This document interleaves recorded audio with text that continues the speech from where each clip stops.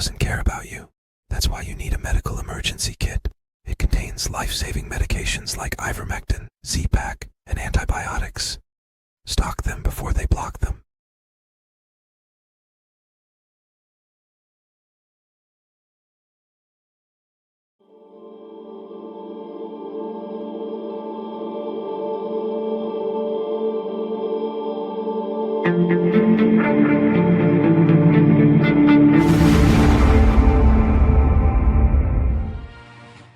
Եվ հրապարակ է մտնում անօթաչու թռչող սարքերի զորքերի հսկան, աղեղ ինքնաթիռային տիպի անօթաչու թռչող սարքը։ Երկարատև թռիչքային պաշարով բազմաֆունկցիոնալ այս անօթաչուն նախատեսված է հետախուզություն իրականացնելու, նշանակետերը հայտնաբերելու եւ ոչնչացնելու համար։ Աղեղի թևերի բացվածքը 18 մետր է, երկարությունը 8.5 մետր։ Կարող է թռչել 200 կմ/ժ արագությամբ, 28 ժամ տևողությամբ։ Ծովի մակարդակից կարող է բարձրանալ մինչև 8600 մետր։ Թռիչքի շարավիղը 2000 կիլոմետր է։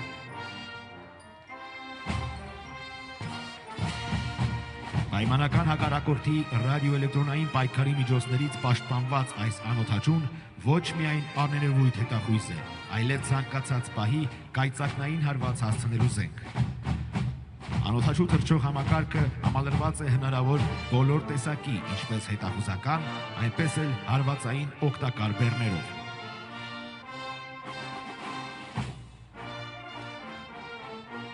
Ժամանակակից ռազմական գործողություններն անհնար է պատկերացնել առանց անօթաչու թռչող համակարգերի մասնակցության, որոնք արդեն իսկ հետախուզական, բազմաֆունկցիոնալ, հարվածային կարևորագույն միջոցներ են, ու այս անօթաչուների արդյունավետ կիրառումը շատ դեպքերում որոշում է ռազմական ընդհարումների ելքը։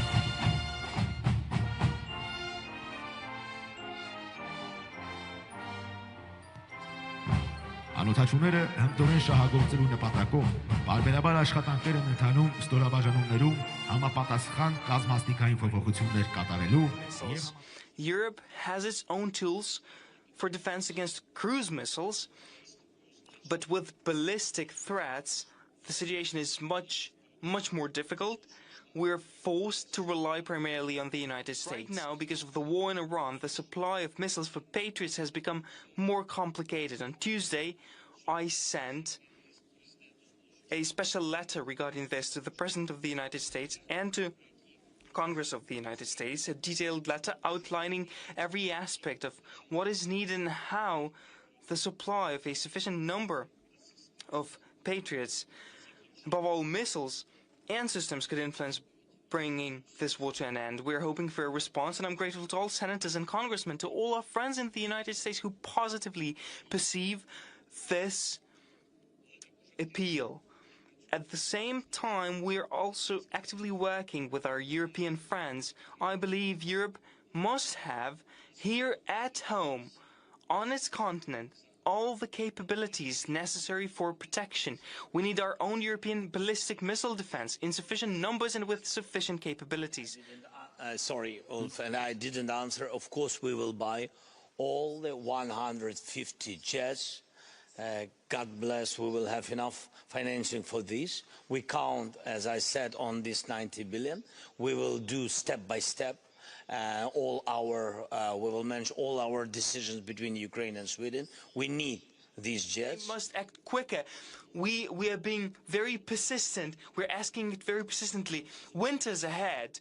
Russia, as of now, diplomacy cannot stop Russia. We are stopping them with our long-range sanctions, and we very much ask our American partners to help us with allocating bigger number of anti-ballistic missiles, PAC-3 missiles, or give Ukraine licenses so that Ukraine can increase this capability on its own and provide help to other countries. In June, I've started these conversations with President Biden. Now I continue them with President Trump. We very much hope that Ukraine will receive licenses to produce PAC-3 missiles for Patriots so that we could help other countries as well that might face this need. as we now see on the Middle East, everybody needs it. Ukraine has not received licenses for PAC-3 production. I believe that we can receive it in the future, or we can build our own system, which is why I wrote the letter to President Trump and Congress of the United States of America. I believe they must act quicker.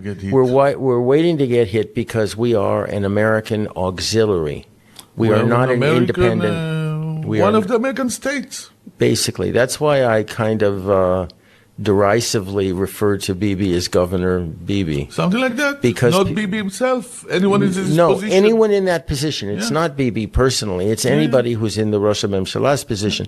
And this is why I've been talking about the need for an Yisrael Rishonah principle to act on. But it was always like that. It's that thing changed in the last 20 years or something like that? It really changed after 1967. We don't think geostrategically. Forget about Jolani. Forget about Donald Trump.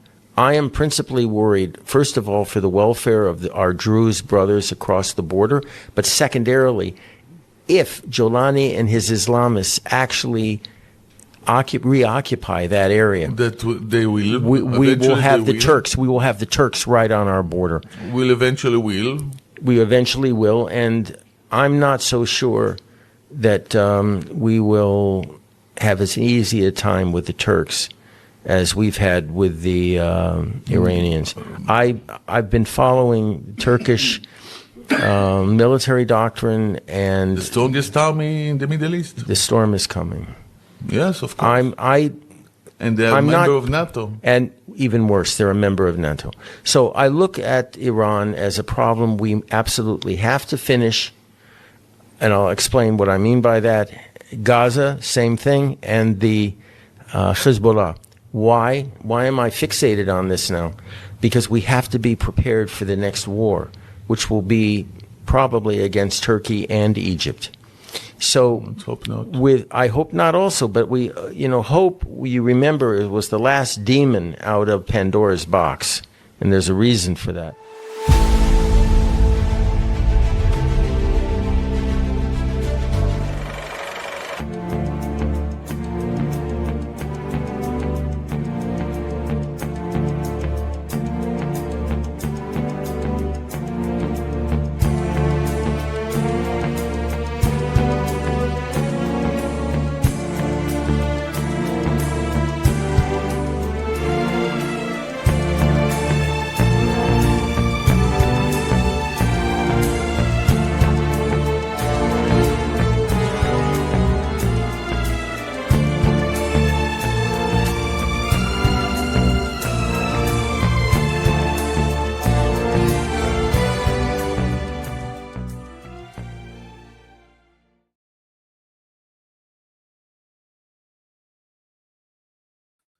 Welcome back to the SCIF. So we have a lot going on right now. We have some state level attacks happening against our server. We tell the truth here, and we are attacked relentlessly for that. We're telling the truth. Let me just go through the cold open. You saw Armenia, where Pashinyan is destroying the Christian church in Armenia and is supported by the Trump administration, is now highlighting Chinese-made drones across. You saw them in their parade at downtown in Yerevan, which is the capital of Armenia. You have Zelensky demanding more weapons from the U.S. There's no end to, you can't satisfy Zelensky. He needs everything. He needs all our money, all our weapons to go fight Russia. A war he can't solve by himself. And then you see Israel wanting to fight Turkey, or at least Jonathan Pollard in Israel, the spy who was convicted and released, is wanting to fight NATO. So we're telling truth on all this, and we're being attacked for it. Someone got into our main server at the root level, which is a state level actor likely, and we're going to have to shut down the whole network and reboot it and re-image the server. So that's going to take some time. So just stand by on any content on CDM for the near future. We'll let you know how that process is going. We're going to have a little bit of a short show today. I've got David Cross is going to join us in the second segment here to discuss the financial markets. And then I want to talk about Lebanon And then we're going to call it a day because I got to get back to work on this whole situation. But let me do the mission brief real quick. Today is May 28th. I'm your host, Todd Wood. Here's your mission brief. Tulsi Gabbard to leave the deep state leave the administration with deep state disclosure. She's going to release a lot of information on election fraud, on the J6 issue, on the not just the J6, but also the weaponization of government, etc., the Russia hoax. She's reportedly going to release a lot of this information prior to her leaving in June. So we stand by for that. Dems lose in Florida redistricting. The redistricting process is happening, and then on both sides, but also is being stopped in the courts in the Republicans' favor. You know, I don't believe the Republican Democrat means much anymore, but that is going on. Paxton crushes Cornyn in Texas. This is a big win for America First movement. I'm not going to say MAGA anymore, but it's the America First movement. And so we are going to continue that effort, hopefully in North Carolina with Tom Tillis being gone as well, but we'll stay on that. Ebola, they want you scared. We had hantavirus. You know, you had the same kind of crap with guys in full chem suits, antiviral suits, masks, helmets, all of that stuff, gloves, dealing with hantavirus, and then you have guys in civilian clothes walking by holding the camera. I mean, it's just hilarious. Now Ebola is on deck, so just be aware of what's happening. And communism in Connecticut is ongoing and getting worse. So this is the most infiltrated state in the union, and we will discuss that. I'm going to take a break, and then we're going to come back, and we're going to talk with David Cross on the financial markets, and then we're going to talk Lebanon and do some stories, and that'll be the show for today. So stay with us. We'll be right back. Really appreciate you coming on today, and we'll be right back after this message.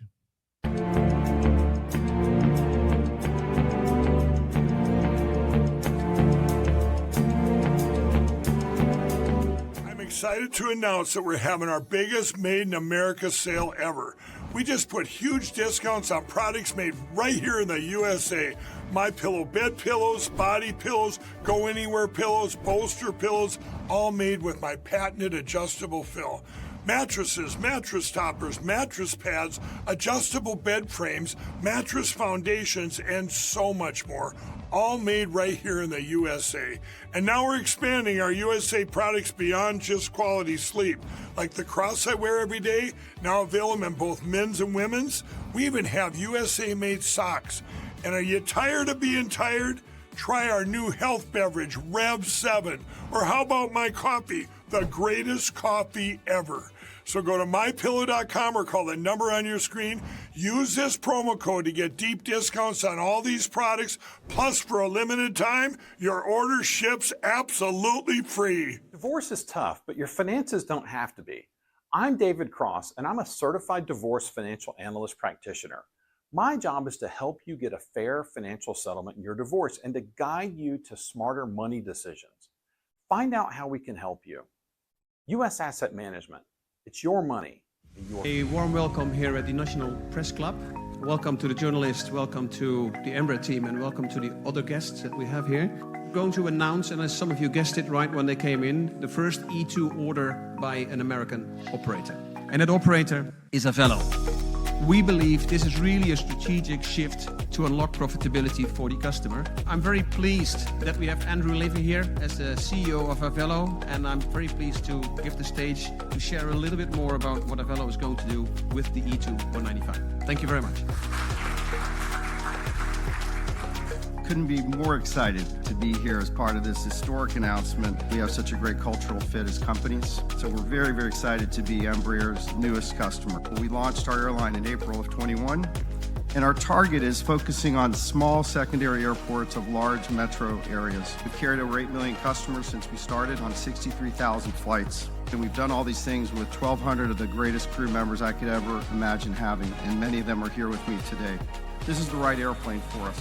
It's going to open up opportunities for us that no other aircraft can serve. The best thing about the airplane, of course, is you will not find a middle seat on this airplane. It doesn't exist. We won't have any to offer. It's going to be the best cabin in the United States, and we're so excited about that. This is going to elevate our experience to the highest level, and we think our customers are absolutely going to love the airplane.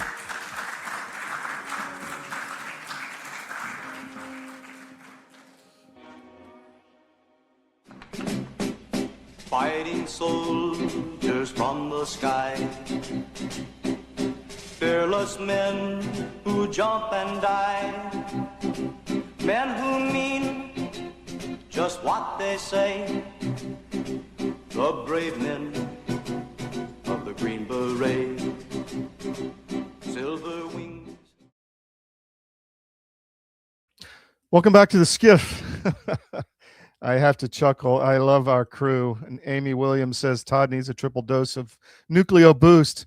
So true. We've been up all night dealing with this server issue, and you know what? It's because of the Nucleo Boost we can continue. So what a great lead-in for an ad. cdmnutrition.com, cdmnutrition.com. Check it out. If you want to be able to handle the pressure like we do at CDM, get on Nucleo Boost at cdmnutrition.com. The monthly subscription is cheaper. Everything you need in one capsule or powder a day, and you have all the ingredients your body needs to repair itself quickly and efficiently and put you at maximum performance. So that's cdmnutrition.com. We're going to go through some stories after this, but I sat down with David Cross, our resident financial advisor. He had some really wise words on the markets. You know, I'm concerned about the markets. I've been saying that for some time. I don't understand the markets. I don't really try to trade them anymore because I don't understand what fundamentals they're acting on anymore. But David has a good way of looking at this. So if you are active in the markets, I think you'll really enjoy this. Sat down with him last night. So here we go. We're back with our good friend and resident financial advisor, David Cross, the guy you need to call if you have troubles or thoughts or questions on your portfolio. David, thanks for joining me. My pleasure, Todd. Thanks for having me. I wanted to get you on because the markets are so crazy right now. I was reading an article the other day on Zero Hedge, and it said the bond market is about to put Washington in check. There's a lot of, stress in especially the commercial debt market and private credit market. But what say you? What do you think is what are the underpinnings of the market right now? And I have your deck when you're ready. Yeah. So the underpinnings of the market that I think a lot of people continue to forget, and that some people just aren't aware of, is the fact that there is massive money printing that has gone on, that is still going on. And for anybody who doesn't know, the way that money printing works is that if the government brings in this much money in tax revenue, but they spend this much money, me and you, we have to put the difference on the credit card, right? Mm-hmm.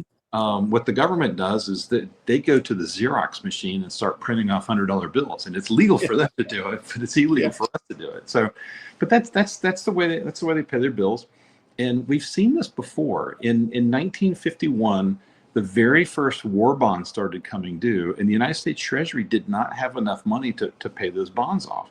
So they said, "Folks, we've got a deal for you. We're not going to pay you the $1,000 back that we borrowed from you right now. We're going to give it to you in 30 years.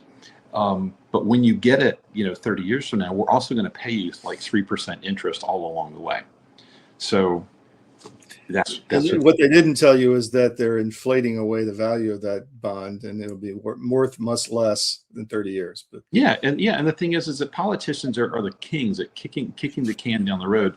And so what happened was in 1971, 10 years before these bonds were coming due, that's when kind of like the crap hit the fan, and Richard Nixon took us off the gold standard, because at that time they were already beginning to print money because they just didn't have enough money to keep up with the amount of expenditures that were going on. So our government, their answer to everything is not enough money, print more. Don't control spending, just go print more money. And the whole reason why this is important, and what everybody should take away from this, is that the reason why the price of your house, like in the last 20 something years, has gone from like 300,000 to $1 million, or 200,000 to, to 500,000 or 600,000, is not because it's like this fantastic investment. It's just because the government's printed a huge amount of dollar bills. And if you think about, like, if you and me and 10 other people were stuck in a grocery store, and the stock, and the shelves are filled with products, They're not adding more products to the store. But if the government came along and said, okay, when you came in the store, you had $100 in your pocket, but now we've printed a bunch of money and there's now, $1,000 in your pocket. Well, the price of everything just went up 10x. It become more valuable. It's just a function of how much cash is. Just the currency became less valuable because Correct. there's more of it, right? Correct. Yeah. So how is that impacting the structure of our economy right now? Are we getting, I guess my question is, are we getting toward the end of that, or what do you think that technique? I don't think so. I think that this thing can drag on for a long time. There's an old saying that I'm very fond of that says that markets can remain.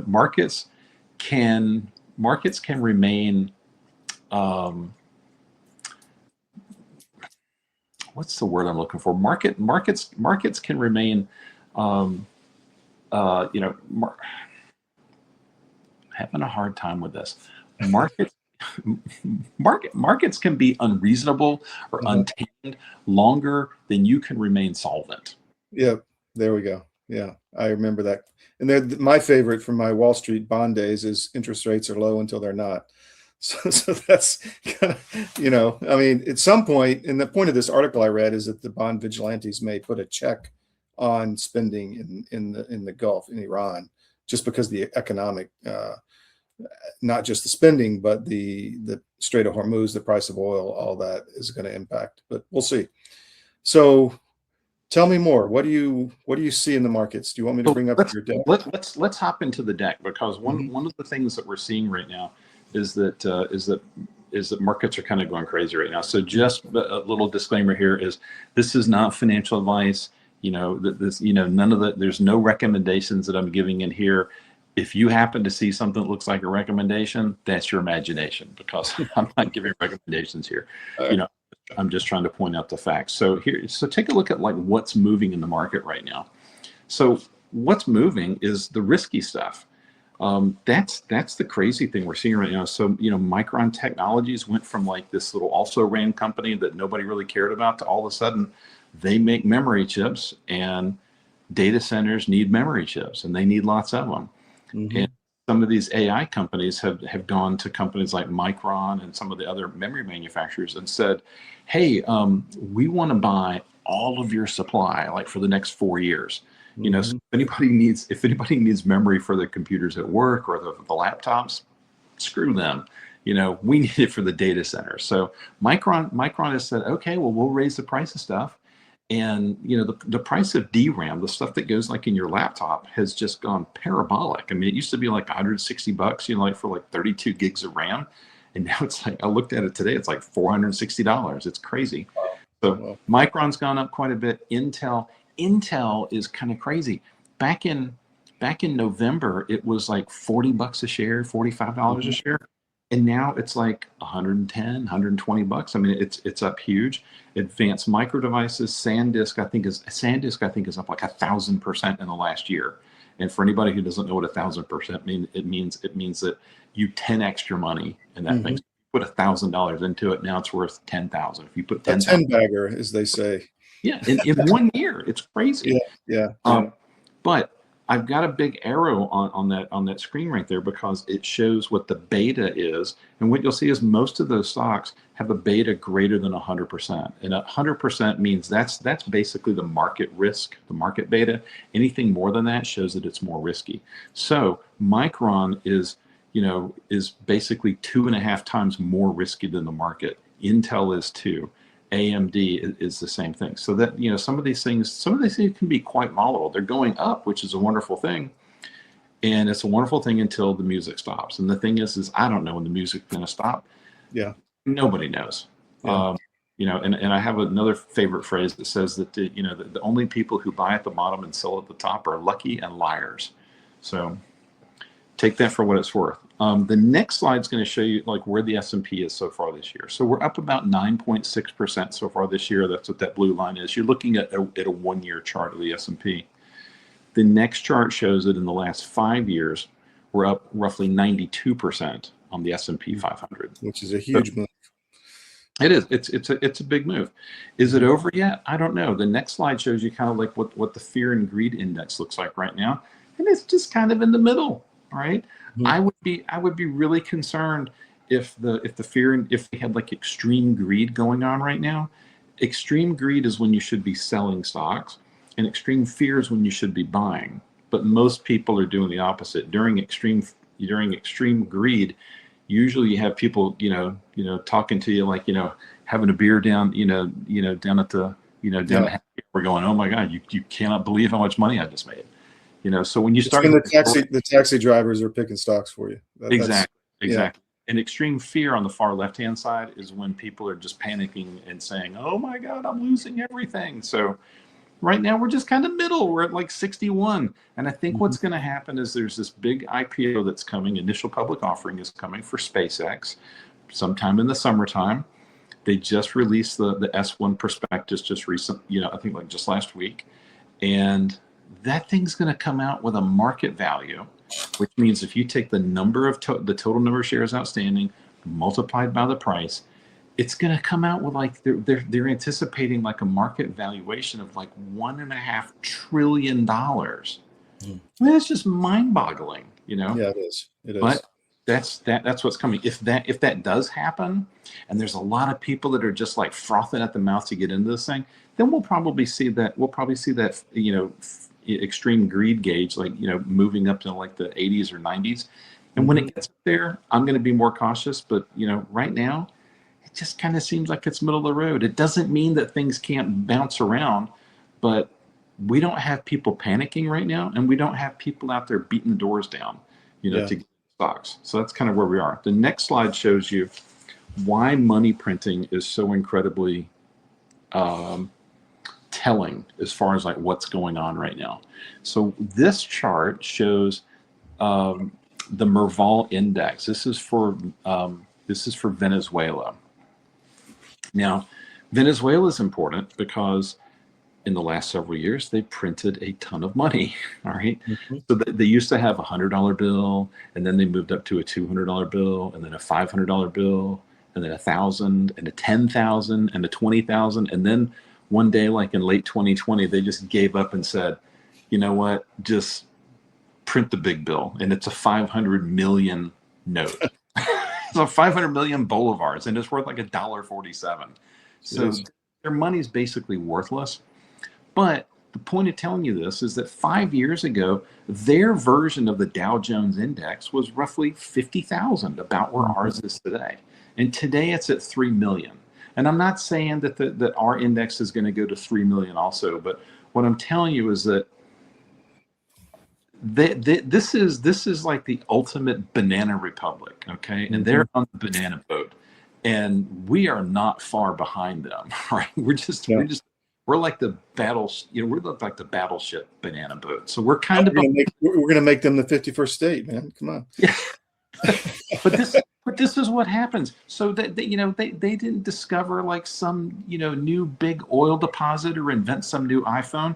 They just printed a lot of money, and the money has to go someplace. Just like in the grocery store thing where I told you about before, where now all the people in the grocery store got a lot more money in their pocket, and so the prices of things have gone up. So that's what we're seeing right now. We're, like I said, we're not. Our market's not going to do this exactly, but the concept is still valid. Well, you've been remarkably consistent, with your analysis, because you've been talking about this for the 5-6 years that I've known you.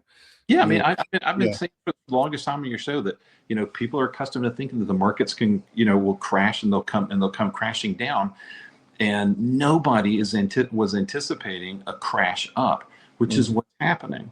But I want you to pay really close attention to that chart right there. There's a big peak that's right below the 3 and the 3 million right there.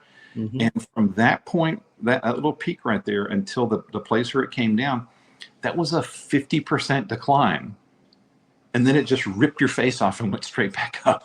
So that's not to say that our markets, that our market here is not going to be without volatility. It's still going to happen. But what I'm saying is that if you get a lot of volatility, I personally would not be surprised if you just waited it out and waited for things to go back up. But you do, people do need to be diversified. You can't have like all your money in chip stocks. If you do, that is literally like going to Vegas and saying, you know what, I'm just going to bet on black all day, all night.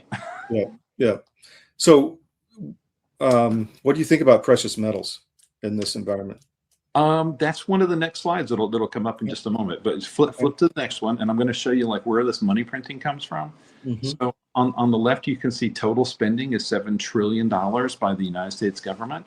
On the right-hand side, it's not $7 trillion, and there's a deficit of like $1.8 trillion. And our government always fills that gap by printing money. So this is the reason why we're seeing money printing.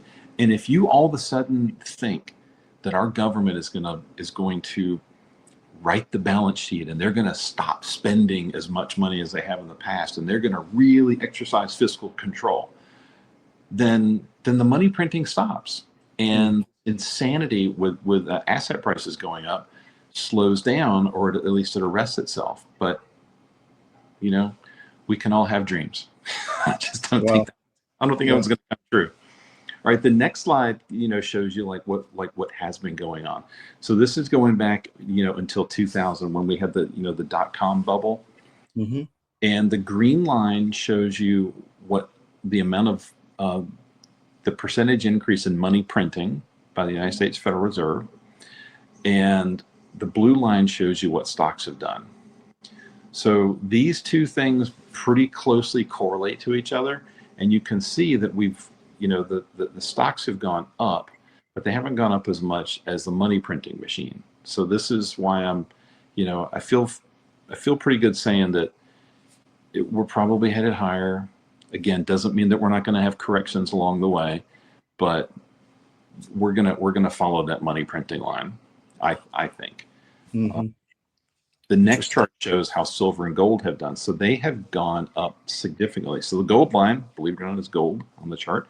The white line is silver, and they got up and pretty much caught up with the money supply. And that may be one of the reasons why they've come down recently, and they're just kind of like treading water right now. Neither one of them have really done very much. They came off of their highs. I think silver hit like 115 or 117 an ounce, and right now it's around 75 or so. Gold got up to over 5,000 an ounce, and right now I think it's like 4,700 an ounce or so. So they've slowed down, but it seems like every day I walk in, I see that some chip stocks are up like 5, 6, 7%. The company I think today called Cloudflare that reported earnings after the close today, the stock's up like 25%. I mean, we shouldn't see exaggerated moves like that. But we live in an environment right now where there's some people out there that've got a lot of money, and when you got a lot of money, you want to put it to work. You want to put it to work in the best assets you can find. And so with the money supply is continuing to grow, right? I mean, we're printing $2 trillion a year. So does that mean precious metals will have to catch up again at some point soon? Well, they already did catch up. It wouldn't surprise me if they might level out here and not do anything for a little bit, but I think that over time, I don't think the money printing is going to slow down. And we could see them, catch back up, to where the money supply is at. Yeah. Wow. But interesting. Right now, we're seeing U.S. stocks are picking up like this. Basically, most of the stock markets in the world are up, quite a bit. I mean, like in the last year, I think the Korean stock market is up like 120% in the last year. So this is not just happening in the U.S. It's happening everywhere that money is being printed. And believe me, governments are fabulous at printing money. We are, I can't say that we're leading the pack in terms of the velocity of how much we're printing, but we're probably printing more than anybody else, but just simply because. On an absolute level. Yeah. All right. Wow. Okay. Was that all your slides? Okay. That's all the slides for right now. So again, what I encourage people to do is one of the key takeaways you need to have from this is that we in our portfolio are leaning away from owning bonds for clients because over time they lose value. It's bonds. Think about bonds like this. if I have, $1,000 in cash, all right, and I go put it in my sock drawer, all right, but I'm going to get some interest each year, like I'm going to get $50 in interest. But 10 years from now, I'm going to open the sock drawer and that same $1,000 is going to be there. But that $1,000, I don't know what it's going to buy. It's certainly not going to buy how much, what it buys today. I mean, I don't know about you, but I mean, my wife went to Costco, and bought, beef for us recently. And we had my kids over and we're having, we don't eat filet mignon very often, but she happened to get some, some prime filet over there, and it was 2 pounds. 2 pounds, and it was like $56. Oh no, I was going to say that's a $300 meal with a family, easy. Well, eating out for like birthdays and that kind of thing, good one, nice steakhouse, dude. It's not uncommon for people to spend $400, $500, $600, for being. Yeah. It's insane. It's just insane right now. I wouldn't want to be in that business, but anyway, that's a whole nother story. Yep. Well, us-am.com is the website for our audio users. So I'm a person who's got, $250,000, $500,000 in an IRA that I rolled for my 401k. Maybe I got laid off. What do I do with this chunk of money? How do I work with you, I guess is the question. Yeah. So I appreciate you asking. So what we generally do is we're going to first, do a needs assessment. We're going to figure out how old you are right now, how long you've got until retirement, what your potential longevity is, what your lifestyle looks like, and that will help us project how much money you're going to need in order to sustain your lifestyle in retirement. And then our job is to help you figure out what's the gap to get from where you are to where you need to be. And sometimes we meet with people and their money is invested. I mean, I came across a guy just recently where like 80% of his money was like in money markets and CDs and short-term bonds and that kind of thing. And he's wondering why his money is not growing. It's just because he doesn't have exposure to assets that are going up in value. And, even if he had just put it into just a broad market index, he would have been light years ahead of where he's at right now. So the main thing is needs assessment, make sure that your money's invested properly, and then work with somebody who has a plan to help you move forward. Because if you're not confident about your investments and we get some volatility, it's not uncommon for people to call up their advisor and go, "Oh my gosh, I can't take it. Get me out." Sell it all. and advisors, if we get a telephone call like that, we have to move you to cash. That's the rule in our business. And then what happens is the market goes down, they sell, and then they feel more confident, it comes back up, and then they're buying when it's high again, and they've missed out, on the recovery. Yeah. So you just really have to work with somebody who's on the same page with you, shares your values, is going to, help you stay in the market, when you need to, and not let you get spooked out. And it just comes down to what their investment process is, and you have to understand it, or you have to be confident, in what they're doing. And today, a lot of people are just what I call like closet indexers, and they're saying, oh, you need to have 60% of your money in stocks and 40% of your money in bonds.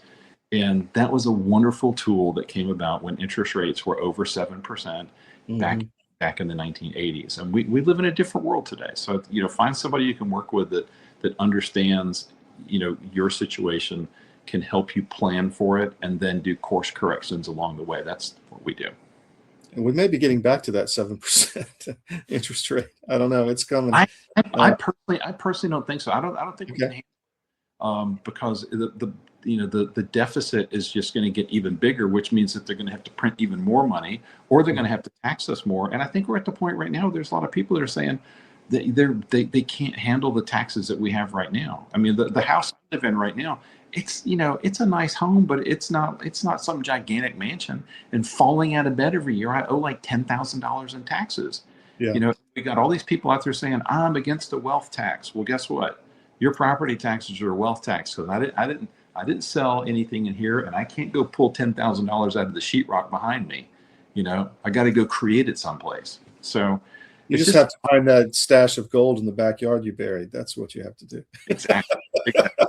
So speaking of politics, let's transition. Yeah. You've been very active in election integrity. What's going on in Georgia? Because there's been a lot of smoke, but not much action. What do you think?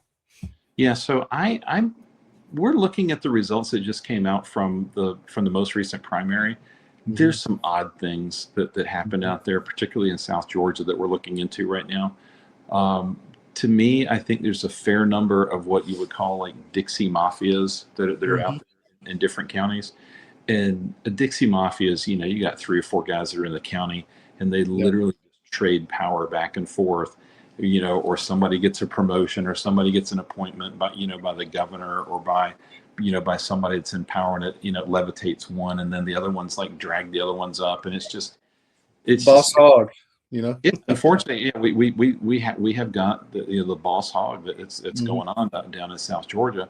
So I'm kind of sick of that. And you had asked me before, was I considering running for anything? And I had a bunch of people that said, David, why don't you run for Secretary of State? And I said, because the machines are still rigged. I personally believe that. I haven't seen any evidence to the contrary that leads me to believe that I can have any kind of confidence that anything is being counted properly or correctly, and that rampant mistakes can be made, and more times than not, people are just none the wiser. They just have no clue. Sometimes not even, the only people that may know or have an inkling are the candidates. When the candidates start scratching their head and going, I'm pretty sure I got more votes, in this precinct or these other precincts than I'm pretty sure I got more than 6% or 8%. I should have gotten more. And there's no way to tell, because you and me and those people that are running for office, they don't get a chance to actually look at the paper ballots and compare the paper ballots to what the results are. So I was, again, asked if I would run. I said, no, I wouldn't do it until the machines are gone. So I'm working on a petition right now. I'm hopefully going to be able to publish it tomorrow, that is going to force the Secretary of State's office to recertify the machines. And I think when they try to do that, I think the recertification is going to fail, and it's going to fail miserably, because the only time these machines were ever questioned on their certification was by Marilyn Marks. I believe it happened in late 2019. Just after they had been requisitioned by the state of Georgia, and the Secretary of State at the time just took the reports that came in from the RFP, the request for a proposal, where they had just signed up to take the machines, and he just turned it over and said, well, there's your report. Everything looks good to me. Well, they can start with the modem, right? Because that's not legal, right? Couldn't be certified. So yeah. So there's we've got there's modems on these machines that communicate. I know for a fact that these machines if the battery is in them, they can be turned on remotely from a white hat hacker in another state if they want to. We already know that the passwords are encoded on these machines, making it so that if somebody wants to hack in, and all they need to know is the username. And of all things, the username is usually something like David.Cross@GwinnettCounty.com, or David.Cross@ForsythCounty.gov or something like that. It's just not that difficult. And the crazy thing is that the passwords that were found by Philip Davis, who's Mad Liberals on Twitter, and by Clay Parikh. These same passwords are in other states, and guess what? It's the same states that had other problems. So I'm surprised. What a coincidence! I'm sorry, there's no coincidences in politics. But so that's the main thing I'm working on right now, and I'm also trying to do what I can to spread the word out there about hopefully helping to get Burt Jones elected as our governor. I'm not super excited about all the candidates that are out there that are running for everything, but I can tell you this: Burt got in trouble when we were questioning the results to begin with, and he got out there and questioned them, and he got basically put in timeout by Jeff Duncan, who was our lieutenant governor at the time. And again, nobody's perfect, but I know that he's on our side. I know I can have a conversation with him, and I know for a fact that Rick Jackson is utterly convinced that we should just have another set of machines. Yeah. To me, it's ridiculous when somebody like Elon Musk, the premier technology guy in the world right now, is saying He doesn't trust machines because he's a technologist and he knows that one line of code can change everything in an election. So who are you going to believe? It's a harsh world out there in election integrity. Anyway, thank you, my friend. I really enjoyed the talk. Want to have you back soon. Appreciate it. My pleasure. Thank you, buddy. All right, take care.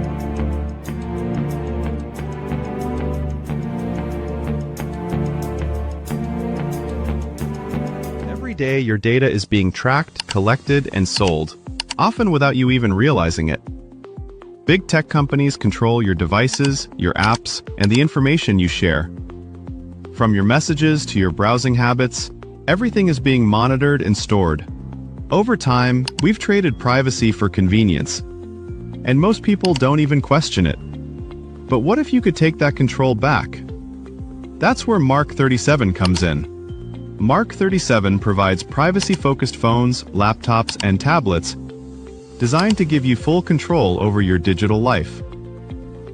With secure systems, expert support, and simple tools, they make it easier to step away from constant tracking and data collection. Because privacy isn't just a feature, it's a fundamental choice. It's about protecting your data, your freedom, and your future. Take back control of your digital life with Mark 37. And by the way, I wanted to say I'm starting my journey with Sean. I'm going to be getting a Ghost phone and then upgrading to a Ghost computer soon, because I am going to unplug for the Matrix. And you can follow me along on my journey. So mark37.com/CDM is where you want to go to do that. Find the webinar, sign up for the webinar, and learn everything you need to know to get started. And then you can also sign up for a free 30-minute consultation on privacy there at mark37.com/CDM. But I'm looking forward to it, and I have been worried about privacy for some time. So I'm going to be taking the plunge and changing my life and unplugging from the Matrix, and I'm really looking forward to it. So maybe you can join me. If you haven't noticed, gold has reached a new high, all-time highs actually, and keeps going up every day. Why is that? It's because precious metals are a long-time historical store of value. And if you own a portfolio and you have assets in the fiat currencies, i.e. stocks, bonds, cash, or whatever, you're vulnerable to hyperinflation, which is coming as our debt explodes another trillion every 90 days. It's really scary. So how do you protect yourself? Go to Advisor Metals. If you look on any of our cdm.press sites, about halfway down, there's an ad for Advisor Metals. Click on it, fill out the form for your contact info, and Ira Bishotsky will contact you and talk to you. It's an easy conversation. There's no sales pitch. He's completely verified by us. He has a regulatory background we've checked into. We've checked with his bankers. We've checked with his IRA custodians for metals, and we can highly recommend Advisor Metals and IRA. So go to Advisor Metals. If you call them directly, tell them we sent you at CDM, and he'll definitely take care of you. But protect your portfolio because you really need to. It's coming. Thank you. Your government doesn't care about you. That's why you need a medical emergency kit. It contains life-saving medications like ivermectin, Z-Pak, and antibiotics. Stock them before they block them. Do you already have your investments with Fidelity? I'm David Cross with U.S. Asset Management. Did you know that you can assign your investment management to my team and put my 35 years of experience to work for you? You simply assign us as your investment manager, and you keep the same username and password. Professional management, and you get to work with someone who shares your values. Call U.S. Asset Management today and put us to work for you.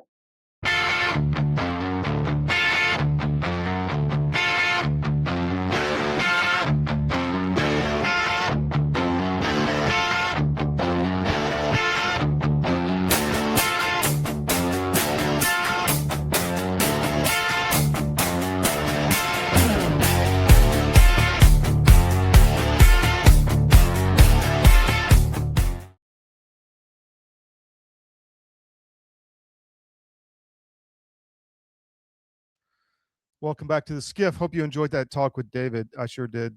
Doing it. He's a knowledgeable individual and highly recommended patriot on our team, if you will. And we've had great feedback from people who work with him. So U.S. Asset Management, that's us-am.com. Work with David if you have financial planning or portfolio management issues. All right. Also wanted to highlight mark37.com/CDM. Let me just throw that up.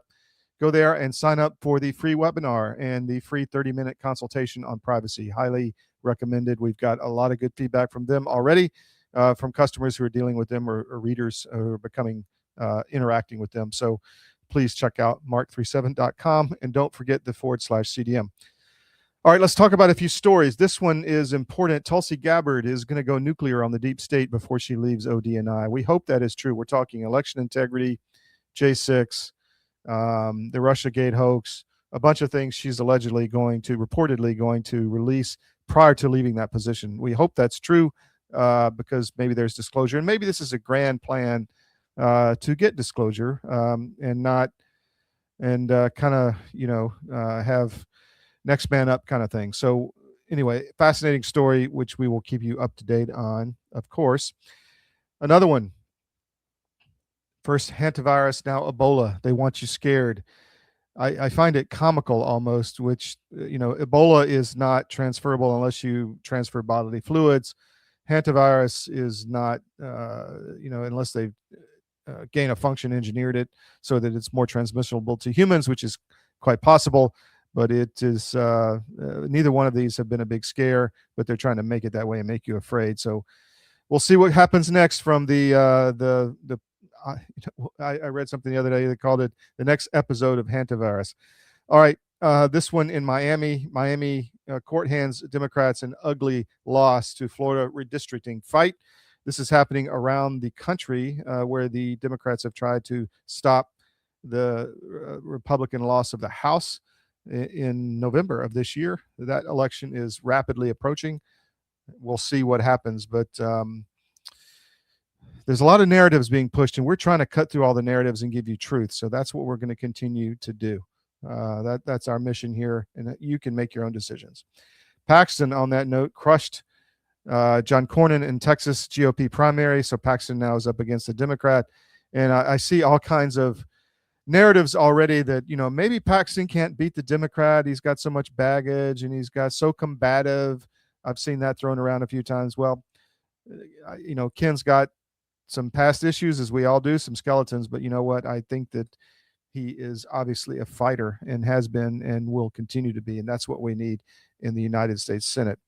In Connecticut, the most communist state in the Union, Chris Murphy is the communist in chief. Read this article on ConnecticutSentinel.com. That's spelled with a C, the old Revolutionary Way, our Connecticut paper.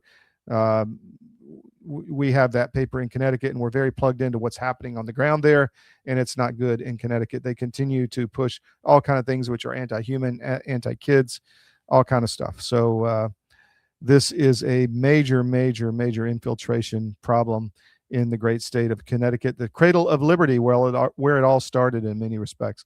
So we are fighting to be the voice in the wilderness, running to the sounds of the guns in Connecticut and trying to support them.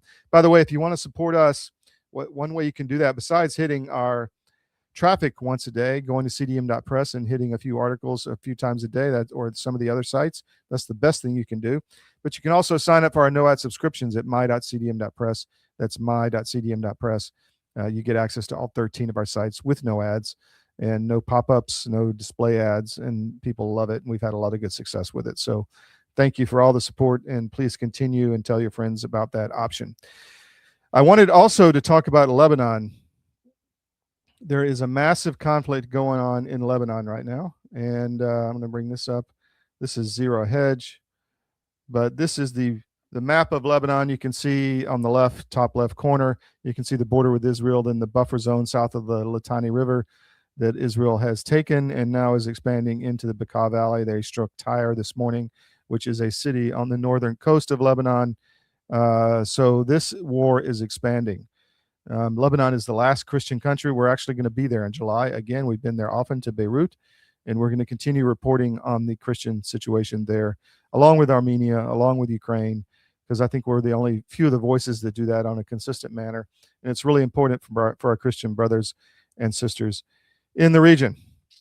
All right, so as I told you, we've got a massive attack on our server right now. They've infiltrated us, and we have to get rid of it. So we're overwhelmed. The team is overwhelmed focusing on this. So we're going to cut it off there today, and we'll be back tomorrow with another episode of the SCIF. Thank you for joining us. Really appreciate it. Tell your friends about the show. We're on podcast, CDM1 on Rumble, CDM on YouTube. Please subscribe if you haven't already, and CDM_press. Please follow us there on X. So thank you. We'll see you tomorrow. Take care.